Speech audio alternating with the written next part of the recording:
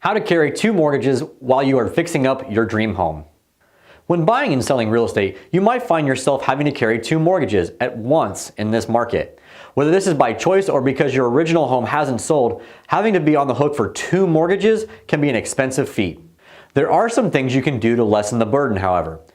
Click the link and watch the video on the next page and to learn more. Plan ahead as much as possible. You will want to save as much as you possibly can. If you will be taking on the task of two mortgages, your goal should be able to save up a reserve of at least 3 to 6 months.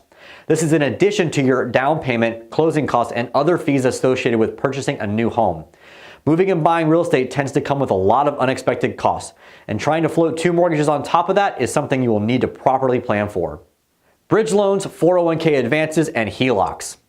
If you need more cash to fund your real estate ambitions, you have a few options, but don't rush into any of these without running all of the numbers first. Speak with a trusted advisor before borrowing additional funds to float two mortgages. Bridge loans.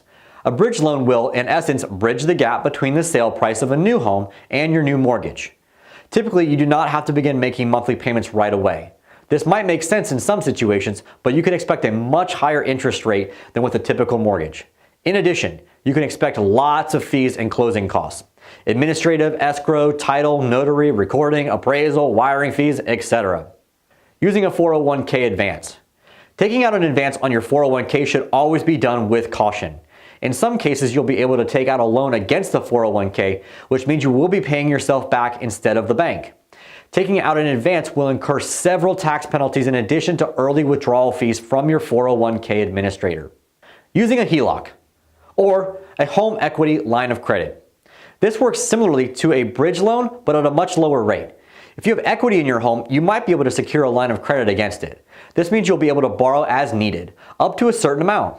You can also look into a standard home equity loan, which will provide you with funds in one lump sum. Renting the old home. It might sound a bit silly and like additional work when you're fixing up another house, but you might be able to save some money if you use the old house as a short-term or vacation rental while you're waiting to sell it. In the meantime, find yourself a small, cost-effective rental that you can use on a short-term basis. In the right situation, it might even make sense to stay with family while you're fixing up the second home. You could reconsider. By no means are we saying that this can't be done, but you might need to be flexible if financially it just doesn't make sense for you. Selling your home first and staying in a short-term rental might save you a good chunk of cash. Run your numbers before you float two mortgages to make sure it's really worth it. If you are interested in purchasing a fixer-upper, or any home for that matter, in the Tampa Bay area, shoot us an email here by filling out the form, or give our team a call at 1-800-OUT-FAST. We look forward to working with you and helping you buy your home.